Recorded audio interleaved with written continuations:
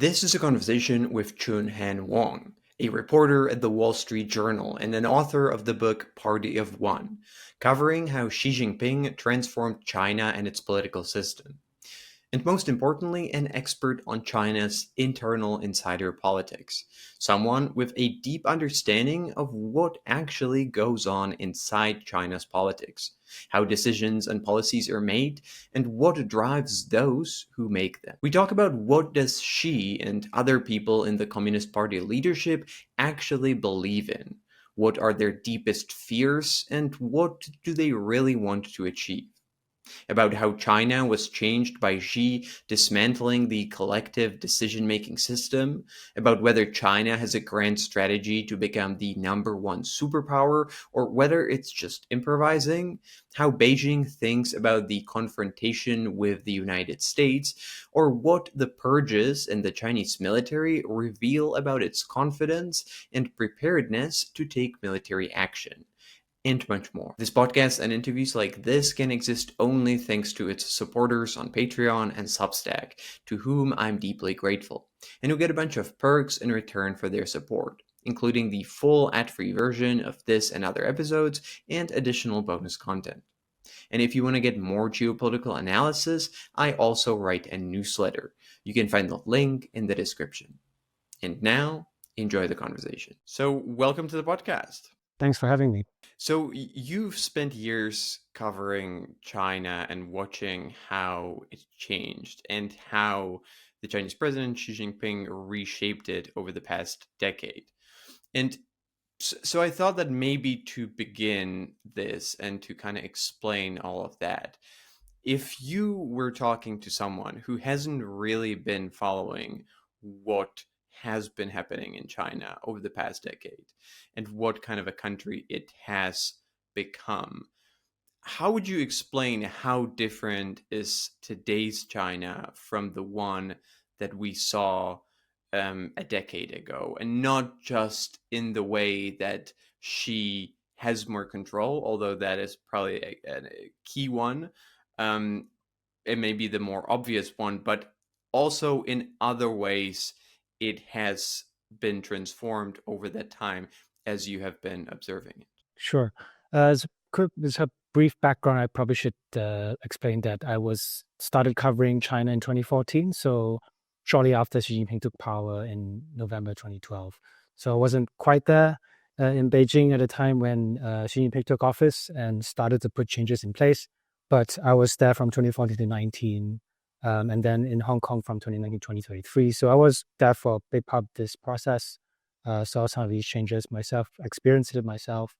I would say if you want to sort of trace the trajectory of how China has changed under Xi Jinping, one way to look at it is how sort of outsiders have perceived the country's trajectory before he took office. And there was a lot of optimism, I would say. People were thinking back to, for example, 2008 when China hosted the Olympics. Although that year was also, there was a bit of turbulence. We saw protests in Lhasa in Tibet, which the government managed to suppress. But then later that year, sort of all that was managed to, put aside because this is the big Chinese coming out party throwing the Beijing Olympics. The global attention was centered on China and, by all accounts, China put on an amazing show. And at the time, one of the things the Chinese government did to try to showcase its, what they would say, the sincerity in opening up was to make it easier for foreign media to cover the country. So you had, in 2007, they started instituting these rules where any registered foreign journalist in China, typically you had to either be based in Shanghai or Beijing. You could travel anywhere in the country, talk to anybody you'd like to talk to, as long as they're willing to. The only place in China that was under restriction that you need special permission to go was Tibet. That still remains the case. But at the time, this rule change meant that, in theory, a foreign journalist based in China could travel anywhere, talk to anybody. As long as this person is willing to be interviewed, you could talk to this person. And those rules were put in place. They were made permanent in 2008 after the Olympics. So there's a sense that China was opening up, becoming more willing to engage the outside world. It wanted to be seen as this rising global power and wanted to be treated as such. And this was also, as you remember, 2001, China joined the WTO. The country was on this particular trajectory. There are many people in the West, particularly the US, who believe that in this policy of engagement, trying to build closer ties economically, politically, culturally with China as a way to try to integrate it with the wider world. And so there was this expectation that China would stay on this path. You've seen China, coming off the Mao era, steadily embracing this sense of openness and willingness to engage with the outside world. And there was very little reason, I think, going into the Xi era to think that this trajectory will be changed dramatically. But after Xi Jinping took office in 2012, I think what we started to see initially was this wave of political consolidation. Xi Jinping decided that he needed to shake things up in the party. He needed to tighten his grip over the bureaucracy. And the way he did it was to launch this massive anti-corruption purge. At the time, there was definitely a sense that among a lot of Chinese people that the party was steeped in corruption. The day-to-day experience of an ordinary Chinese, you often had to engage in petty bribery to get things done. There were always side doors and back doors that you have to go through that involve paying money to low-level officials to get basic things done. And so the daily lived experience, people understood that the government was rampant with corruption, and Xi Jinping needed to correct this perception. He needed to deal with it. So there was that huge what he would consider existential threat. He wanted to deal with this public perception that the party is corrupt. But at the same time, it helped him because it helped him sort of consolidate control over the party. You're getting rid of rivals. You're getting rid of people who could potentially form alternate power centers to yourself. And through this process, he steadily accumulated more power, restructured the party around himself. A lot of decision-making structures were centralized under him. Reporting lines were, focused to him. In a past where retired elders or, influential revolutionary families could sort of, send whispers, try to influence policymaking, these avenues and these channels were steadily cut off under Xi. Xi Jinping is the buck stops with him. All reporting lines fundamentally, ultimately will end with him. And if he so chose, he could intervene in the policy sectors, policy decision makings himself, if he wanted to, personally get involved. So you had that political consolidation going on, but at the same time, he also believed, as we saw more clearly after 2017, where there was the 19th Party Congress where he gave a speech, and one of the key phrases he used in the speech was "the party leads everything." So we saw under Xi this process of trying to make sure the party ultimately, is in control of all facets of society, the economy, the legal system, the military, even cultural spaces, propaganda, everything. So anything that involves sort of public life, you can expect the party to have its interest looked after by making sure that, all these organs, decision-making orders from the government to civil society groups that the government has co-opted, from state enterprises, private enterprises, they all fundamentally recognize that they need to serve the party's interest. The party leads everything. So you either had direct control by the party, whether it's a party official running the organization, or you had people who sort of are party members who, pledge to uphold the party's demands and try to implement the sort of decision-making in their own domains. So we saw that this process play out, in the first decade of Xi's leadership, and that I think is quite the stark change. I think people that sort of shocked people who have been in China before, or they didn't expect this change because they thought China was in a particular trajectory, on a slow, steady opening up trajectory, trying to be more integrated with the West, be more open. But we've seen that process in many areas sort of reverse, especially, in terms of receptiveness to foreign interactions. Now speaking to foreigners is sort of frowned upon or thought of as being suspicious. It's much more difficult for foreign media to operate in China. Going back to the example I cited initially, 2008, there's a sense that we want foreign journalists to come and report on China. Now, it's very difficult for American media to get visas, permanent visas, 1 year long validity visas.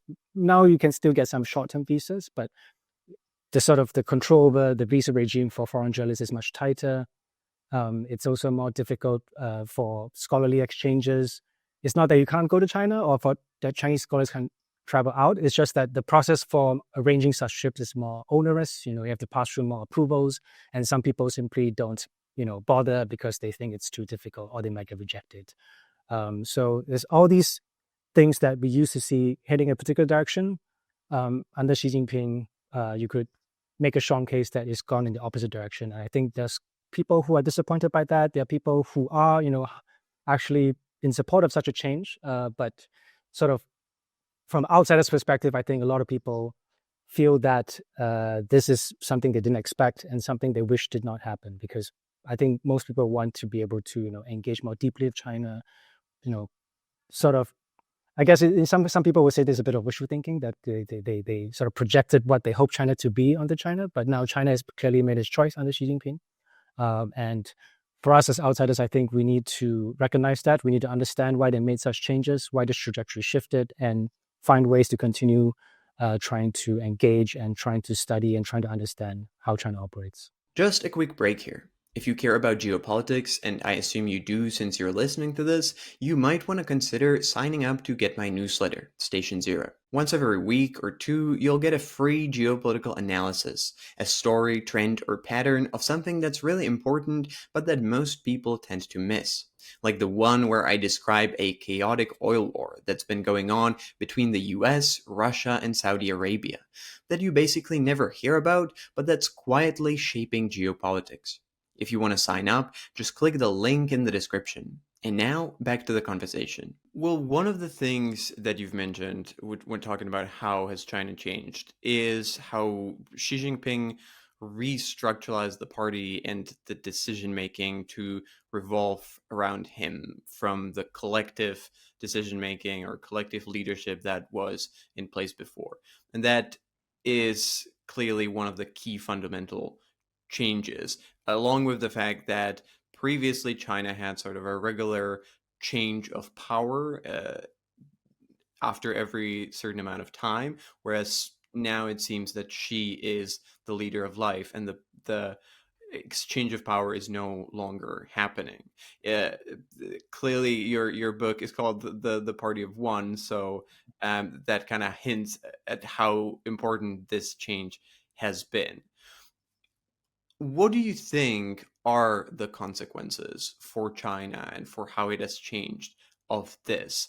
The fact that it was an autocratic system before, it still is, but the way the power works has found its way to the hands of one man. What do you think are the both the main consequences for China, but also the second and third great consequences that might not be as obvious, or that we might not be initially aware of? So I think there's several layers to this. One layer is in terms of how governance works. I think because when you have such clear reporting lines that all end with one person, in Chinese, they say officials like to wei shang, like they try to manage upwards. They try to when they perform their tasks, they want to make sure the boss is happy, and the ultimate boss in the current environment is very clear: it's Xi Jinping. And you have to make sure whatever you do is in line with his directives, is in line with his taste, is in line with his demands at a macro level, in certain cases even a micro level. So I think that sort of this idea that we need to second guess what the boss is thinking, that can in some ways be a bit debilitating for the bureaucracy. We've seen the party itself come out to criticize this phenomenon. They talk a lot about the trends of formalism, bureaucratism. These are not new things. These are sort of like problems that existed as old as the Communist Party has. But it tends to get worse in a time where you have very strong centralized leadership, because everyone becomes more aware of the consequences of perceived non-compliance, where in the past you had some more leeway to experiment, to do certain things. As long as you deliver the ultimate request, the center might not really care how you went about to execute the task they assigned you. But in the current environment where you could be called out for not just the failure to deliver the end result, but you could also be called out for not doing it in the way that is approved, trying to use tactics or strategies that the center may not approve of, They think it sort of deviates from the central top level design, is the phrase they use, where a lot of this policy making is sort of has to be following along the frameworks, the templates that Beijing sets. So deviations from these sort of frameworks could be very costly. You can be punished. You could lose your job. You could be suspended. And, in worst case scenarios, could even be prosecuted if you're particularly egregious in how you disobey central party policies. So that sort of has this stifling effect on how officials from senior ranks down to the lower ranks, how they think, how they operate. They may do things, they may overdo things because they think the center wants to see a particular outcome, and they may over-deliver. Or they may be very slow to make changes because they're worried that without a clear signal from Beijing, they don't want to sort of move ahead of Beijing. They want to make sure Beijing has made clear to them, this is actually what we really want to do. And then they'll follow in that direction. So in instances where it would have been helpful for the local authorities to sort of understand the center's desires and then sort of move in pace, they may actually be lagging because they wait and they're not sure. They want to wait for absolutely clear signals that this is okay to do. So it has an impact on practical governance. It has definitely has consequences in terms of sort of clogging up the system, making things move slower, people dragging their feet because they're afraid that if they make a wrong choice, they'll be punished for it. And this is a problem that Xi Jinping himself has talked about a lot. He himself calls the phenomena of formalism and bureaucratism a great enemy of the party and the people. And he spent a lot of expense trying to crack down on this problem. But it's sort of ironic where the more you recognize this as a problem and the more you take steps to punish it or to interdict this issue, you may actually exacerbate it. I'm not sure there's a good solution for this, but at least I think you can tell from the party's own language, the fact they talk a lot about this shows that they are cognizant of the problem. Whether they can deal with it, I guess, is another issue. And in terms of like this centralization, another way to think about the consequences is people are, especially for outsiders, people outside the system, people outside the country, foreigners trying to engage China, trying to engage Chinese officials, academics, they find it less clear who they should talk to, who they can engage with, whether the messages they're passing along to their counterparts is actually being filtered up to the top. In the past where there was more sort of delegation, you could say like so-and-so government minister or so-and-so director of a particular agency had some more wherewithal to sort of take more personal control of this issue that's been delegated to him. That talking to this person actually helps. Like I can engage this official, he can make certain decisions himself.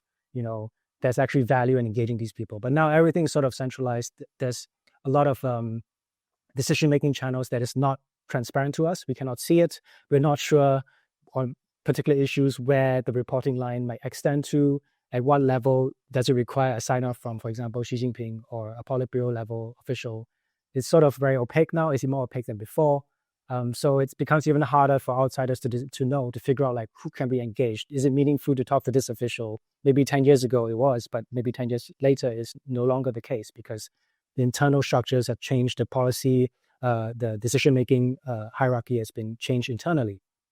And going to this issue of succession, which you talked about as well, I think that's also a very big question mark that not just foreigners are thinking about, but also a lot of Chinese people are thinking about, which is the fact that Xi Jinping has now sort of reset or sort of thrown out the old political calendar. People were used to a particular sort of cadence in leadership transitions, or even just like simple things like, how many plenums, which plenum is in what year. So now, as we just had the fourth plenum. But if you went by the previous sort of political calendar, the cadence that the party went by, this should have been the fifth plenum. But because he did not hold the third plenum in his... So normally in the first year of a Congress, you have the first plenum to elect the Politburo, the Standing Committee, the Central Military Commission and all that. But then the following year, you have two plenums. But in the second year of this third term, 2023, there was only one plenum, and then sort of that pushed back this whole calendar. It sort of refread significant deviation from the cadence, how things flow politically in China. And the biggest example of this is obviously succession, because I don't want to overstate this idea that there was clear rules, because the fact is that in PRC history, succession has always been very contingent. Um, people sort of came to expect that Xi Jinping would step down after 10 years, but there's only one clear precedent for this, which is Hu Jintao. Like, he handed over power after 10 years. But even then, that was not like his own, Hu Jintao's own succession process was not a very clean one. As you would know, Jiang Zemin actually hanged on to the chairman of the Central Military Commission, that the chairmanship, for 2 more years after he gave up the general secretary position. So that transition was also sort of staggered, so that Jiang could retain influence after he stepped down. So this 10-year timeline is sort of, I don't want to say it is completely made up, but it's also not set in stone. It's sort of a product of that particular period. It was a negotiated process. But what Xi Jinping clearly has done after taking office is that, okay, that's definitely off the question. We're back to a situation where it's not clear when and how the incumbent leader might hand over power. And that has significant consequences domestically, internationally. Well, there's a very huge incentive for Xi to leave this a very vague process, because the moment you identify a successor, inevitably, your power starts to be diluted, because everyone below you has to start building some kind of relationship with the next guy, because they need to be ready when the transition does happen. They need to believe that they have a good relationship with the next leader of China, and they can, make sure they have a place in his cabinet. They have a good relationship with him. They can get, they can get favors from the leader or be treated well by the leader. So the sort of power dynamics inevitably will shift the moment the incumbent identifies his successor. So Xi Jinping is very aware of this. He grew up in the Mao period. He saw how tumultuous succession politics was at the time. When he was a junior to mid-level official, he saw how that played out, from Deng Xiaoping to Jiang Zemin to Hu Jintao. So he is very much aware of the dynamics within the party during political transition periods. So he would want to manage this as well, in his favor. I know there's a lot of, you mentioned this, referenced this just now as well, this idea that Xi Jinping will rule for life. I have a bit of a more nuanced view on this. I think it is possible he may end up holding power, holding office, official formal office for life. But if I somehow I don't think that it's necessary, that is his intention, because deciding the succession process is one of the key prerogatives of any leader. And I think any leader would want to make sure his legacy, his policies, his beliefs would be, perpetuated. He wants to make sure that his idea of how China should be governed can be perpetuated for as long as possible. That means making sure the next guy is someone who has very similar beliefs. He's committed. He's devoted to your idea of governance. He's devoted to your ideas of how China should be run. He buys into your vision, so that when he does take over, you can trust him to sort of continue to defend your legacy. And I think no leader wants to give up that opportunity to decide who's next, because you're sort of giving up your prerogative to shape your legacy. Now, I think any leader, especially leaders who clearly have an eye on, their place in history, as Xi Jinping has, I think he does have, he does think about his place as a great man of history, and therefore, I think it's logical to think that he would want to control this process. He wants to make sure whoever comes after him is someone who defends his legacy, perpetuates it. And if he so chooses to retire early, hand over power early, this person will also make sure Xi's interests are protected in retirement. But there is a possibility that Xi Jinping may fail to choose a successor, whether it's because he doesn't think any of the people below him have the gumption or the capability to do it, or he may be suddenly incapacitated before he comes to the point where he feels ready to hand over power. There are many factors that could sort of put this process out of control. And therefore, he may end up, not by choice, ruling for life, in the sense that his office is terminated at the point of when he dies. But I somehow think that will not be his preferred option. It may happen due to circumstance. It may happen due to his inability to identify a successor that he likes. But I think in an ideal world, he would like to make sure he can decide who's next, because that means you're giving your legacy the best chance of surviving you. You've mentioned how difficult it is for observers from the outside to understand how the decisions and the inner politics of the Chinese Communist Party work. And I find that really interesting. But it also makes me think that because of how centralized the power is and how centralized it became in the hands of one man, where, as you've described, everyone, even the higher ranking officials, are afraid to make any decisions on their own without an approval from the top.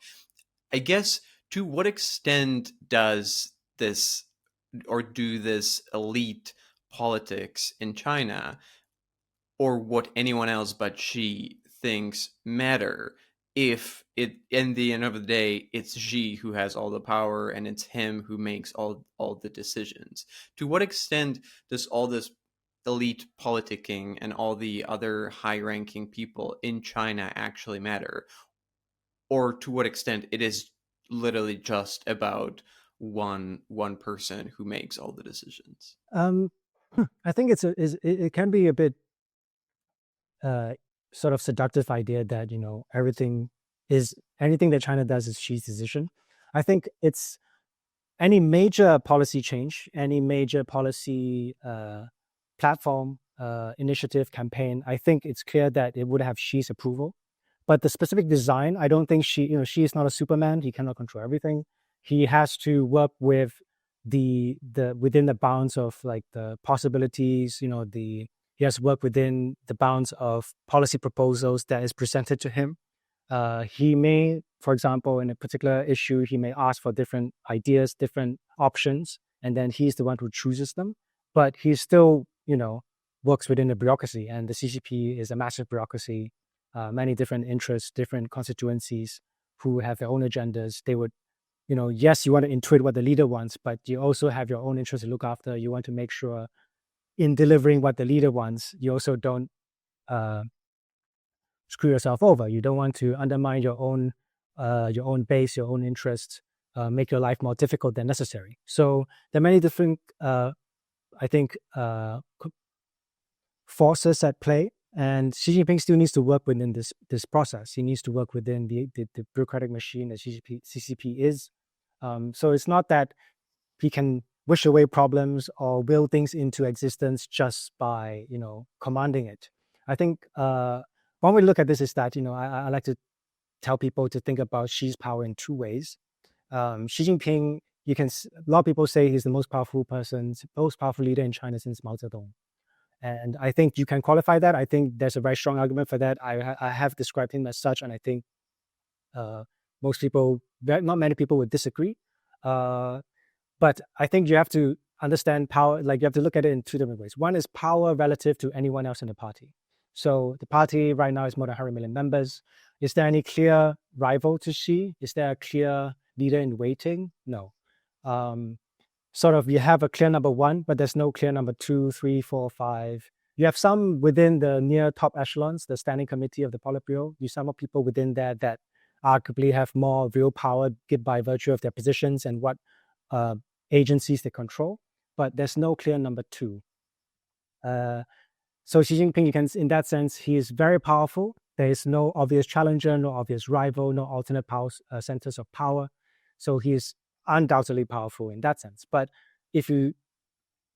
another way to look at power is in terms of what things you can get done.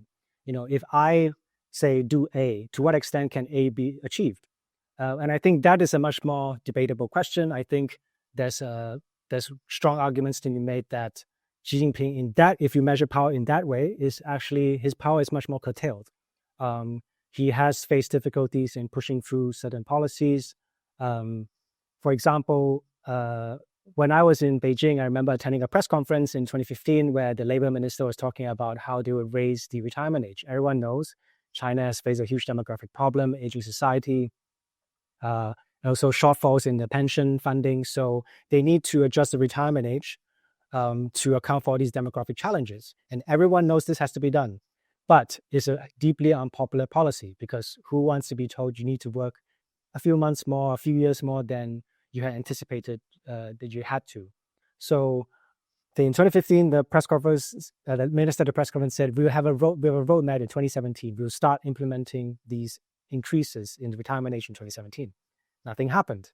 So the deadline kept getting pushed back. It was only until after 2022, after the 20th Party Congress, where they reiterated that they want to deal with the retirement age issue, that they finally put it in place, and finally the policy was pushed out. This is years overdue. So I think that just one example of how like something that is clearly needs to be done, there's consensus that it has to be done, yet it took them much, much longer than I think they would have liked to get it done because of how unpopular and how many, constituencies are affected, how difficult it is to push through something that even though you could argue universally, everyone understood this had to be done in order to address China's demographic challenges. So I use that example of just to say that Xi Jinping may be powerful in the first sense. He is way more powerful than next, obvious official down the chain in the hierarchy of the CCP. But in terms of, getting things done, there are real limits to his power. There are difficulties, there are obstacles, which he has blamed, which I mentioned just now, some of it on formalism or bureaucratism, some of it on vested interests. Some of them they would have blamed on external forces, for example, the United States and the West trying to contain China and make things difficult for China. So there are if you look at Xi Jinping power in this way, it makes you, does prompt you to think more, I think, and raise some interesting questions about, okay, so yes, he is powerful in the first sense, but can he get things done? What are difficulties? What are the challenges that China faces? And even in a system where it's so centralized, the leaders still face significant challenges in implementing his will. I think that's something we should think about.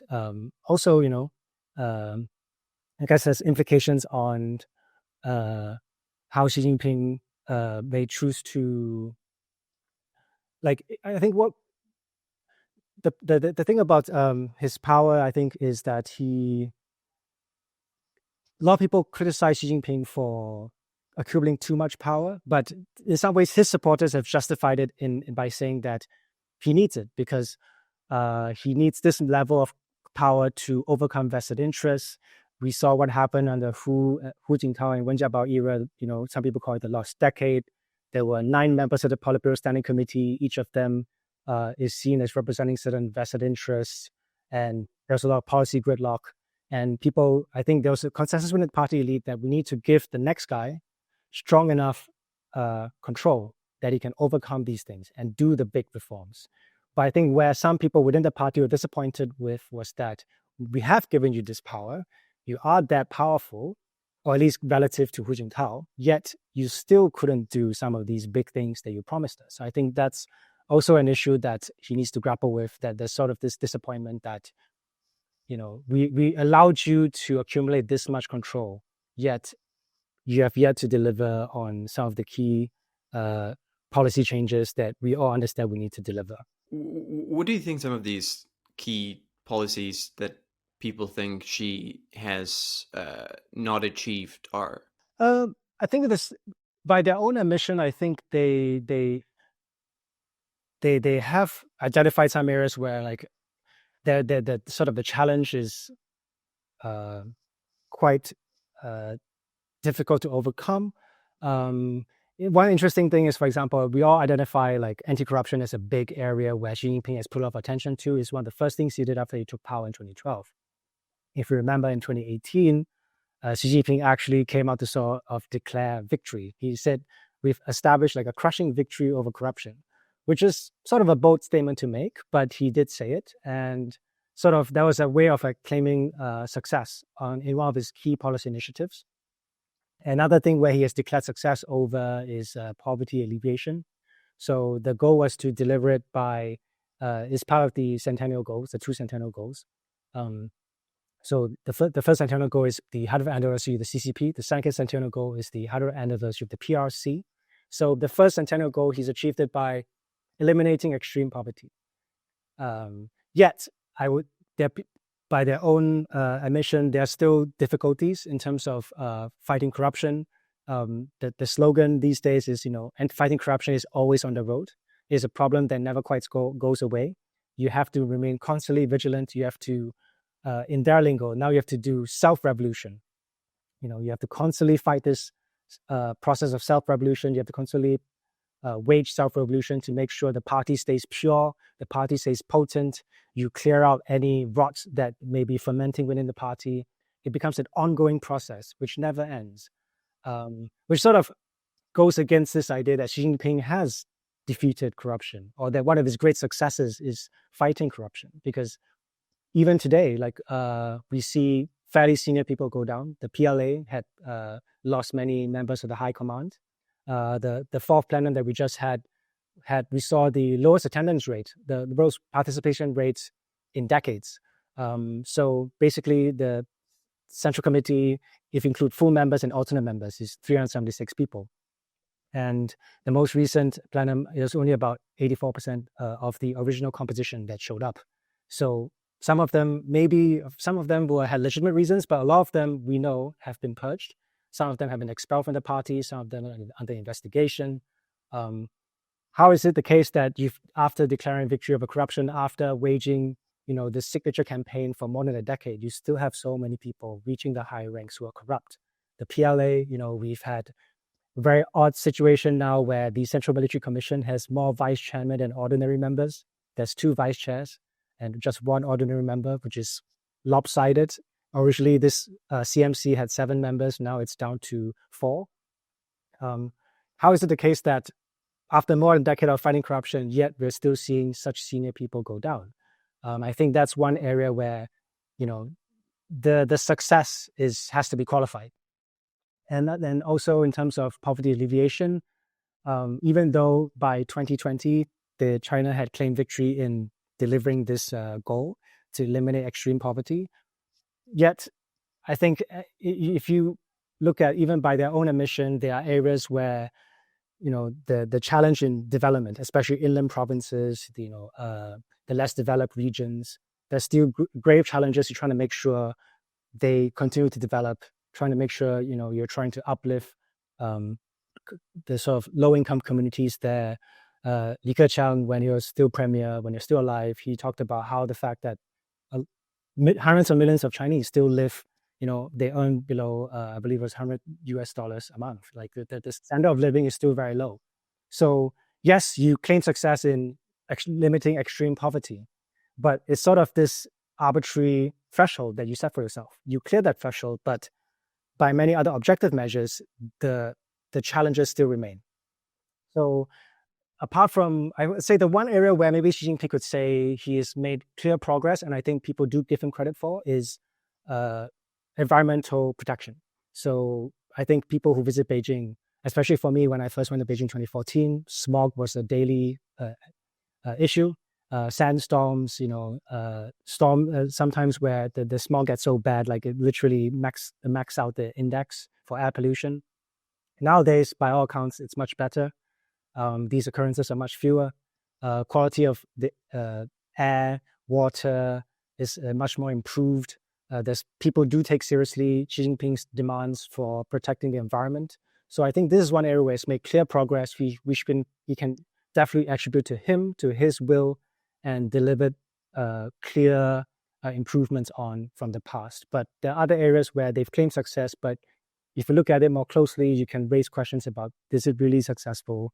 Or do you have to really qualify the claims of progress? So let's talk about Xi's psychology for a bit, because when one man has so much power in his hands, it becomes quite crucial to understand him as a person and what he thinks and what he wants, because that in the end really is the driving factor of what China will do as a country. And you are someone who has been studying Xi for quite a long time, so you probably understand him on that level quite well. What do you think that is genuinely motivating him? Because I can imagine a few different things, but I'm not sure what is the real driving force.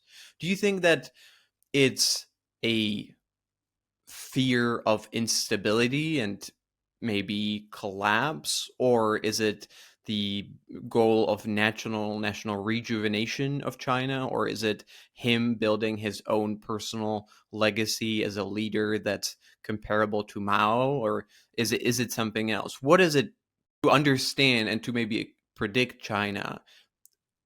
What do you think is the thing that generally drives and motivates Xi Jinping? Thank you for listening to the free part of this interview. The conversation is not over yet, but the next part is only for the paid members on my Patreon or Substack. I try to make the best possible geopolitics content, and I put a lot of effort and time into this podcast. And there's quite a lot of costs that I have to pay that are associated with it. It's the supporters on Patreon that allow me to do all that, and making part of every single interview exclusively available only for them is my way of saying thank you, since without them, it just wouldn't exist. So if you want to listen to the rest of the interview, ask questions to guests who appear on the show, or myself, get bonus content and my own takes on geopolitics, become part of an active community of geopolitics enthusiasts, and most importantly, make the continued existence of this podcast possible, do consider becoming a supporter. It really helps. To join, you can find the link in the description or go to patreon.com/decodinggeopolitics.